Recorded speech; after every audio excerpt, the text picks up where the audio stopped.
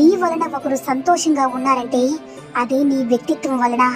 నీ వలన ఒకరు బాధపడుతున్నారంటే అదే నీ గుణం వలన.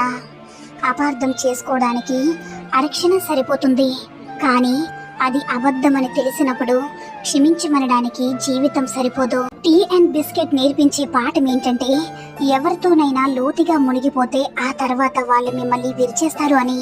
నీ జీవితంలో ఈ ముగ్గురు ఉంటే నీ అంత అదృష్టవంతులు లేరు.